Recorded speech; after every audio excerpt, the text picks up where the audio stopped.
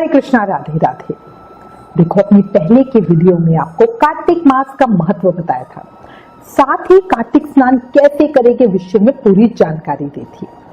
अब आज इस वीडियो में हम कार्तिक व्रत नियम की चर्चा कर रहे हैं।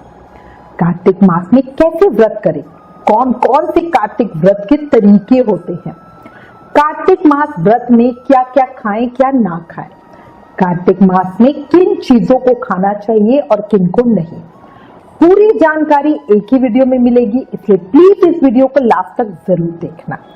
चलिए चर्चा शुरू करते हैं। कार्तिक मास की जय, कार्तिक महत्तम की जय, कार्तिक के ठाकुर की जय। देखो, सबसे पहली बात, अपनी पहले की वीडियो में बताया है कि कार्तिक स्नान और कार्तिक व्रत दो अलग बातें हैं। कार्तिक स्नान का मतलब है कार्तिक के पूरे महीने सुबह जल्दी ब्रह्म मुहूर्त में उठकर स्नान करना, पूजा करना, और कार्तिक व्रत का मतलब है कार्तिक के पूरे महीने का व्रत करना, उपवास करना। अगर साधक चाहे तो वो सिर्फ कार्तिक स्नान कर सकता है, कार्तिक व्रत ना करे। अब इसमें क्या फर्क है? कार्तिक स्नान कर रहे हैं तो व्रत ना करें, इसका क्या मतलब हुआ, है ना? तो देखो, जब हम कार्तिक स्नान करते हैं तब हम सुबह जल्दी उठकर पूजा पाठ करते हैं, कार्तिक महत्तम और कार्तिक की कहानियां सुनते हैं। कार्तिक स्नान में हम अधिक से अधिक पूजा पाठ, जाप आदि का नियम लेते हैं, ठीक है? इसमें खाना कितनी बार खाना है इस पर कोई रोक नहीं होती। साधक जैसे रोज होता है ना, नॉर्मल दिनों में 2-3 समय खाना खाता है, वो उसी तरह से खाता है। कार्तिक स्नान करते हुए खाने की कुछ चीजें छोड़ी जाती हैं, बस जो कार्तिक के महीने में आपको नहीं खानी होती है, ठीक है? तो उसकी लिस्ट मैं आपको आगे बताऊंगी। इसी में कई साधक शरीर से तप करने की इच्छा से कार्तिक व्रत भी करते हैं, जिसमें वो पूरे कार्तिक के महीने एक समय भोजन करते हैं। इसे कार्तिक व्रत कहते हैं, कार्तिक के पूरे महीने का व्रत। अब कार्तिक व्रत या व्रत में भोजन नियम क्या है, ये साधक अपने शरीर के हिसाब से चुनते हैं। हमारे शास्त्रों में कार्तिक व्रत के कुछ अलग अलग प्रकार बताए हैं, पहले आपको वो बताती हूं। पहला है एक समय नॉर्मल खाना खाना, मतलब जो घर में शुद्ध सात्विक खाना बनता है वो एक समय खाना। अब इस नियम में आप खाना दिन में, रात में, कभी भी पूरे दिन में एक समय खाना है, जब मर्जी खा लो, ठीक है? दूसरा है तारा भोजन। तारा भोजन नियम में साधक पूरे कार्तिक के महीने रोज दिन भर निराहार रहकर रात को तारों को अर्घ यानी जल देने के बाद ही भोजन करते हैं। तारा भोजन का नियम लगातार 3 साल करने से हमें महापुण्य फल मिलता है। व्रत के अंत में, मतलब जो तारा भोजन आप कर रहे हो, उसके समापन पर कार्तिक पूर्णिमा पर हमें इसका उद्यापन करना होता है।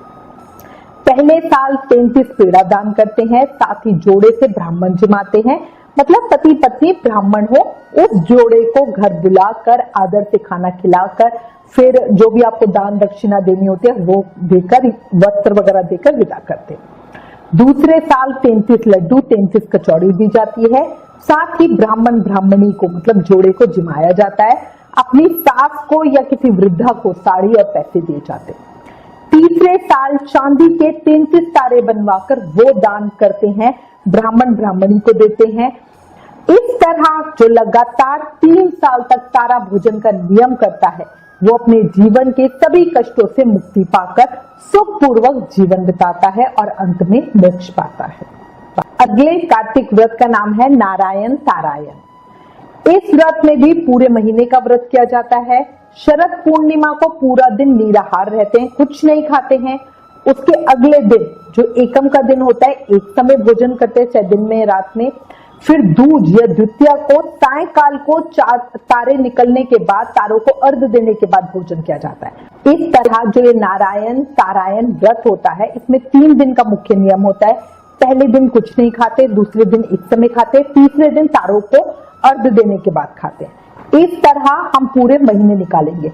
चौथ वाले दिन कुछ नहीं खाएंगे, पंचमी को एक समय खाएंगे, छठ वाले दिन तारों को अर्घ्य देने के बाद खाएंगे। इस तरह पूरे महीने व्रत किया जाता है। इसके बाद उद्यापन जरूर करेंगे। उद्यापन में चांदी का तारा या 33 पेड़े ब्राह्मणों को दान किए जाते हैं। ये व्रत नारायण तारायण व्रत कहलाता है। ये बहुत मुश्किल होता है, साथ ही इसमें क्रम को भी याद रखना होता है कि भाई आज निराहार खाया तो कल एक समय खाना है, परसों रात को खाना है, ठीक है ना। उद्यापन में वही हम ब्राह्मण ब्राह्मणी को जिमाएंगे और उनको दान दक्षिणा देकर भोजन कराएंगे, ठीक है। अगला है कार्तिक में छोटी सांकली व्रत। ये व्रत कार्तिक लगते ही पूर्णमासी से ही किया जाता है। पूर्णिमा के दिन कुछ भी नहीं खाना होता, फिर उसके बाद 2 दिन तक भोजन किया जाता है। इसके बाद 1 दिन भोजन नहीं करते हैं। इसके बीच में यदि रविवार या एकादशी पड़ जाए तो फिर उस दिन भी भोजन नहीं किया जाता। इस प्रकार 1 महीने तक ये व्रत किया जाता है। व्रत पूरा होने के बाद जो उद्यापन वाला दिन होता है कार्तिक पूर्णिमा का, उस दिन हवन किया जाता है और इसी के साथ सोने या चांदी की सांकली भगवान के मंदिर में चढ़ाई जाती है, ब्राह्मण को दी जाती है, ब्राह्मण को भोजन कराया जाता है। अच्छा, सांकली क्या होता है? सर पे पहनने वाला एक गहना होता है और ये राजस्थान में अधिक पहना जाता है, तो अगर आप जूलर को जाके बोलोगे तो उन्हें पता होता है। उद्यापन में कई जगह हमें विधान मिलता है कि उद्यापन में 33 ब्राह्मणों को भोजन कराया जाता है, पर ये बिल्कुल हर कोई साधक अपनी सामर्थ्य के अनुसार उद्यापन करेगा। अगर आपकी सामर्थ्य 33 ब्राह्मणों को भोजन कराने की नहीं है तो आप एक ब्राह्मण ब्राह्मणी को, मतलब पति पत्नी को जो जोड़ा हो ब्राह्मण का, उसे बुलाकर उसे भोजन करा सकते हैं। अगला है कार्तिक में बड़ी सांकली व्रत। ये व्रत भी पूर्णमासी से शुरू किया जाता है। इसमें 1 दिन भोजन नहीं किया जाता, फिर दूसरे दिन भोजन किया जाता है, फिर तीसरे दिन भोजन नहीं किया जाता और इस तरह हम पूरे महीने करते हैं। छोटी सांकली में 1 दिन भोजन नहीं करते और 2 दिन भोजन करते हैं। बड़ी सांकली में 1 दिन भोजन नहीं करते, दूसरे दिन करते हैं, 1 दिन नहीं करते, दूसरे दिन नहीं। तो ये ऑल्टरनेट डेज में होता है, ठीक है, और ये पूरे महीने ये क्रम चलता है। वही याद रखिएगा, एकादशी या रविवार आता है तो उस दिन भी भोजन नहीं किया जाता। इस व्रत का उद्यापन भी छोटी सांकली की तरह ही बिल्कुल किया जाता है। अगला है एकातर व्रत।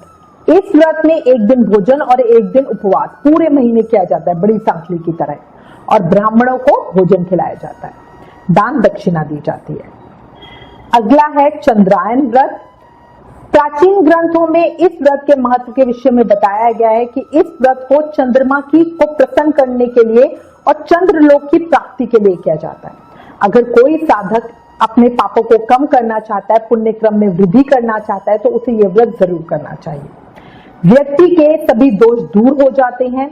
धर्म शास्त्रों में चंद्रायन व्रत के महत्व को बताया गया है। जिस प्रकार चंद्रमा की कलाएं घटती बढ़ती है ना, जैसे चंद्रमा कभी बड़ा छोटा होता रहता है, उसी तरह इस व्रत में भोजन के ग्रास, मतलब कितने गत्ते आप खाना खा रहे हो, वो घटता बढ़ता है। इसमें भोजन की क्वांटिटी, किसी भी व्रत में आप चाहो तो 1 रोटी खाओ, 2 रोटी खाओ, जो भी आप व्रत खोलते हो, बट जो चंद्रायन व्रत होता है बहुत मुश्किल होता है। इसमें हम ग्रास बाइट के अनुसार खाना खाते हैं। ये व्रत सुदी अर्थात शुक्ल पक्ष से शुरू किया जाता है। इसके 2 तरीके होते हैं इसे करने के। चंद्रायन व्रत की पहली विधि क्या है? चंद्रायन व्रत को 2 तरीके से किया जाता है। पहला तरीका है सुदी, मतलब जो प्रथमा का दिन होगा, इसको पूर्णमासी से शुरू नहीं करते, इसे एकम से शुरू करते हैं। उसमें 1 ग्रास खाएंगे, द्वितीया को 2 ग्रास खाएंगे, तृतीया को 3 ग्रास खाएंगे, इस तरह बढ़ाते जाएंगे, ठीक है ना। और जिस दिन पूर्णिमा के दिन 15 ग्रास का भोजन करा जाता है। फिर वही अर्थात एकम से कम करते जाएंगे। 14 को मतलब जो पूर्णिमा का अगला दिन होगा उसमें 14 ग्रास खाया जाएगा, जो द्वितीया का दिन होगा 13, इस तरह घटाते जाएंगे। और जब अमावस आएगी तो उस दिन निराहार रह जाता है। ये पूर्ण चंद्रायन व्रत कहलाता है। अब इसी में एक दूसरी विधि भी है। उसके अनुसार क्या करना होता है? सुदी अर्थात एकम को जिस दिन हमने व्रत शुरू किया है उस दिन 14 गत्ते खाएंगे, द्वितीया को 13 गत्ते खाएंगे, फिर उसी तरह घटाते जाएंगे। इसमें पहले हम घटा रहे हैं, फिर पूर्णिमा और वृद्धि को, मतलब जो एकम आएगी उसको 1-1 ग्रास खाएंगे, फिर इसमें बढ़ाते जाएंगे और अमावस्या को हमारे 14 ग्रास हो जाएंगे, ठीक है ना। तो इस तरह इसमें बढ़ाते जाएंगे। इसमें ग्रास का साइज, बाइट का साइज कितना होता है? जितना एक बार अच्छे से मुंह में आ जाए। आप ऐसा नहीं पूरी एक रोटी का एक बाइट बना लो और उसको मुंह में ठूस लो, ऐसा नहीं करना है, ठीक है। जितना खाना एक गस्से के अंदर, एक बाइट के अंदर अच्छे से मुंह में आ जाए उतना खाना। दोनों ही व्रत शास्त्रों के अनुसार है। इस व्रत को शुक्ल पक्ष से शुरू किया जाता है, तो कार्तिक शुक्ल पक्ष से हम इसे शुरू करते हैं और फिर ये हमारा अगले मावस पे खत्म होता है व्रत। इस व्रत में दिन में चाहो तो 1 गिलास दूध या जूस ले सकते हो। व्रत शाम को खोलते हैं। इस व्रत के अंतिम दिन उद्यापन करना होता है। उद्यापन में हवन कराया जाता है और ब्राह्मण ब्राह्मणी को भोजन कराया जाता है। फिर अपनी सामर्थ्य के अनुसार ब्राह्मण ब्राह्मणी को आपको दान दक्षिणा देनी चाहिए। अगला व्रत है तुलसी नारायण व्रत। इस व्रत को आंवला नवमी से एकादशी तक बिना कुछ खाए निराहार रह के किया जाता है। इस व्रत में भगवान विष्णु के सामने आप अखंड ज्योत जलाएंगे, अपने व्रत का संकल्प लेंगे और नवमी से 11 तक 3 दिन जो होते हैं उसमें कुछ भी नहीं खाएंगे। 11 के दिन तुलसी विवाह कराने के बाद और 12 के दिन ब्राह्मणों को भोजन करवाया जाता है और उसी भोजन को आप खाएंगे। अगला है अलूना पाव भर खाना। कार्तिक में पूरे महीने या 5 दिन या 3 दिन बिना नमक का भोजन करा जाता है। ये अलूना होता है बिना नमक का, जो फीका खाना होता है। इस प्रसाद को भगवान को भोग लगाए खाया जाता है। कई लोग ज्यादातर मीठा ही खाते हैं क्योंकि नमक नहीं खाना, फीका खाने की जगह मीठा खाते हैं। और इसमें लड्डू में रुपए रखकर गुप्तदान करने का नियम है। अगला है छोटी पंच तीर्थीय व्रत। इसमें एकादशी से लेकर पूनम तक रोज भगवान का भजन कीर्तन करना होता है। जितनी देर हो सके व्रत का पालन करना होता है। इसी में एक है पंच तीर्थीय व्रत। इसमें एकादशी 11, 12, 13, 14 और पूनम, इन दिनों में निराहार रहकर ब्राह्मण से हवन कराया जाता है और व्रत किया जाता है। पूरा कुछ भी नहीं खाना होता। इसी में एक भीष्म पंचक व्रत या पंच भीखू का व्रत भी होता है। इसे पांडवों ने अपने पिछले जन्म में यही व्रत किया था, जिससे उन्हें अगले जन्म में पांडव रूप का जन्म मिला, जिनमें अपार बल और बुद्धि थी, है ना। भीष्म पंचक व्रत के अंदर हम फलाहार से करते हैं और पंच तीर्थीय व्रत हम पूरा निराहार रहते हैं।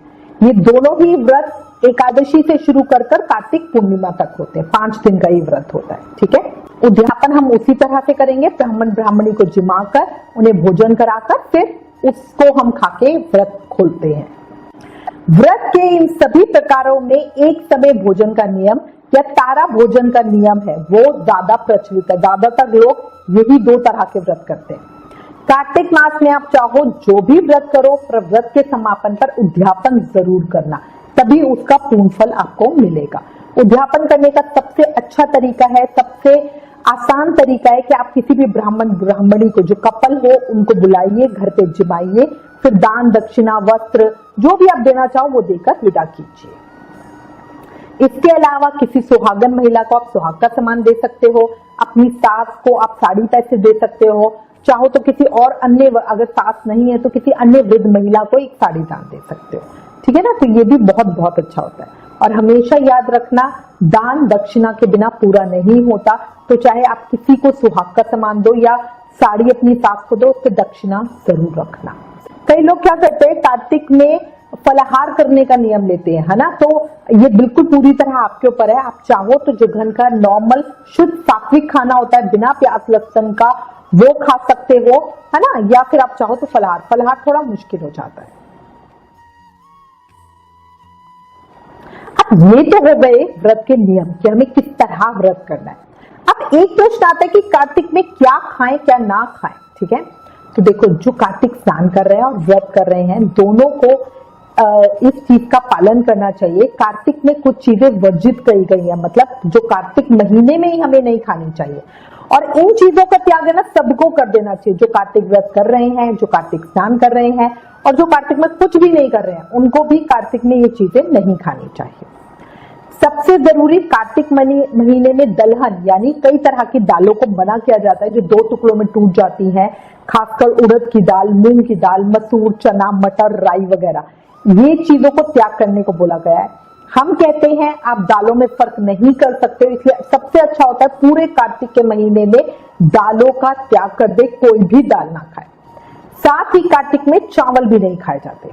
पूरे कार्तिक के महीने में दाल चावल का त्याग करके कार्तिक पूर्णिमा के अगले दिन सुबह खिचड़ी बनाकर कान्हा जी को भोग लगाकर फिर उसी खिचड़ी को खाकर वापस दाल चावल खाना शुरू करती हैं। ठीक है, ये नियम होता है। दूसरा होता है तिल और पकवान भी कार्तिक में नहीं खाने चाहिए, क्योंकि कार्तिक है ना भक्ति का महीना है और इसमें जितना कम खाओगे, जितना सात्विक खाओगे, उतना आपका भक्ति में भजन में ज्यादा मन लगेगा, है ना। बढ़िया आप मटर पनीर खा रहे हो और मटर कोरमा खा रहे हो और कबाब, वेज कबाब खा रहे हो, तो उसमें ना क्या होता है, ये चीजें जो ज्यादा तेल मसालों की होती है ना, उसमें आपका भजन कम लगता है, फिर वो तामसिक भोजन में आ जाता है। इसके अलावा किसी भी जीव का मांस हो गया, मछली हो गई, पान, तंबाकू, धूम्रपान यानी स्मोकिंग वगैरह, किसी भी तरह का नशा नहीं करना चाहिए। बासी या झूठा खाना नहीं खाना चाहिए। 2 बार पका हुआ खाना नहीं खाना चाहिए, मतलब आप सुबह कोई खाना बना के रख दो, शाम को गर्म करके खाओ, ऐसा नहीं करना चाहिए। इसके अलावा सिर्फ अपने लिए बना हुआ खाना नहीं खाना चाहिए। कभी भी आप खाना बनाओ तो खाने को पहले कान्हा को भोग लगाओ, फिर घर में कोई और खा ले, उसके बाद आप खाओ। अगर समझो कि आपके घर में कोई भी नहीं है, आप अकेले रहते हो, तो क्या करेंगे? तो ऐसे में अगर बच्चे हैं तो बच्चों को खिला दो। अगर समझो बच्चे भी नहीं है और आप कहीं हॉस्टल में या कहीं अकेले रहते हो, है ना, पीजी वगैरह में, तो आप क्या करोगे? ऐसी स्थिति में आप एक थाली पहले निकाल दो, मतलब जो भी खाना बनाया उसमें से थोड़ा सा ब्राह्मण को के लिए निकाल दो या किसी गरीब को दे दो, फिर बाकी का खुद खा लो। ठीक है। अच्छा, इसके अलावा केवल एक बार पत्तल में भोजन करना चाहिए। इसके अलावा राई, खटाई, गाजर, मूली, जंगली लौकी, काशी फल या पेठा, तरबूजा, मट्ठा, नींबू, मसूर, प्याज, सिंघाड़ा ये नहीं खाने चाहिए। नारी साग भी नहीं खाते हैं। ठीक है। कार्तिक में प्याज, लहसुन बिल्कुल नहीं खाया जाता। जो लोग कार्तिक में कुछ भी नहीं करते उन्हें भी कम से कम प्याज, लहसुन का त्याग करना ही चाहिए। कार्तिक के महीने में सब्जियों का राजा बैंगन भी नहीं खाना चाहिए। ऐसा माना जाता है कि इस महीने में ना पित्त दोष से संबंधित जो बीमारियां होती हैं उनके होने का खतरा बढ़ जाता है। बैंगन पित्त दोष बढ़ाता है। इसके अलावा जो बैंगन है ना, वो काम को भी बढ़ाता है, काम प्रवृत्ति को बढ़ाता है। और कार्तिक में तो हमें ब्रह्मचार्य व्रत का पालन करना होता है, इसलिए कार्तिक मास में बैंगन खाना बिल्कुल अच्छा नहीं होता, ये उत्तेजना को बढ़ाता है। कार्तिक में एक गोवर्धन पूजा आती है ना, जिस दिन अन्नकूट बनता है ना, तो उस दिन उसमें अन्नकूट के अंदर बैंगन जरूर डलता है, तो वो अन्नकूट का प्रसाद हम खा सकते हैं। ठीक है, उसमें बैंगन खाने से दोष नहीं लगता है। ठीक है। अच्छा, इन सब बातों के अलावा कांसे के बर्तन में भी भोजन नहीं करना चाहिए। भंडारे में भी खाना नहीं खाना चाहिए। सूतक या श्राद्ध का खाना नहीं खाना चाहिए। कार्तिक में हमेशा अपने घर का खाना खाएं। और अगर समझो क्योंकि हम गृहस्थी में हैं, हमें संसार भी निभाना पड़ता है, तो अगर आपको कहीं बाहर जाना पड़ जाए और आपको बाहर किसी के घर खाना खाना पड़ जाए, तो ऐसे में वहां पे पैसे दे दें। ठीक है ना। अच्छा, इसके अलावा दान किया हुआ भोजन भी नहीं खाना चाहिए। अब इन सब बातों के अलावा ना हमारे ब्रह्म वैवर्त पुराण में तिथि के अनुसार कुछ चीजों का त्याग करने को कहा गया है, वो भी हम कार्तिक में उन तिथि को नहीं खाएंगे। व्रत करने वाले को प्रतिपदा को कुम्हड़ा यानी कद्दू नहीं खाना चाहिए। द्वितीय को छोटा बैंगन और कटहल नहीं खानी चाहिए। तृतीय को परमल, चतुर्थी को मूली, पंचमी को बेल, षष्ठी को नीम की पत्ती या दातुन, सप्तमी को आंवला और ताड़ का फल, अष्टमी को नारियल, नवमी को लौकी या घिया। और नवमी को तो लौकी खाना बहुत खतरनाक बताया हुआ है। नवमी को लौकी खाना गौमांस खाने के बराबर होता है, तो मतलब इतना ज्यादा उसका दोष लगता है। दशमी को कलम्बी नहीं खानी चाहिए। एकादशी को चावल और सेम नहीं खानी चाहिए, सेम की फली जो आती है। द्वादशी को बेर नहीं खाने चाहिए। त्रयोदशी को मट्ठा, चतुर्दशी को गाजर, तिल का तेल और लाल रंग का साग नहीं खाना चाहिए। पूर्णिमा को शाक नहीं खाना चाहिए, जो साग सब्जी होती है। ये सब चीजों का हमें ध्यान रखना चाहिए। रविवार को आंवला और अदरक नहीं खाने चाहिए, बहुत दोष लगता है। ठीक है। अच्छा, अगली बात है, कार्तिक के पूरे महीने हल्का खाना खाना चाहिए। पहले बता चुकी हूं, आलस और नींद कम आएगी, मन भजन कीर्तन में ज्यादा लगेगा। जितना आप गरिष्ठ भोजन मतलब हैवी खाना खाओगे, ज्यादा मिर्च मसालों वाला, उतना आप अपनी नींद को और आलस को नहीं छोड़ पाओगे, उतना आपका मन भजन कीर्तन में कम लगेगा, सुबह उठने में प्रॉब्लम होगी।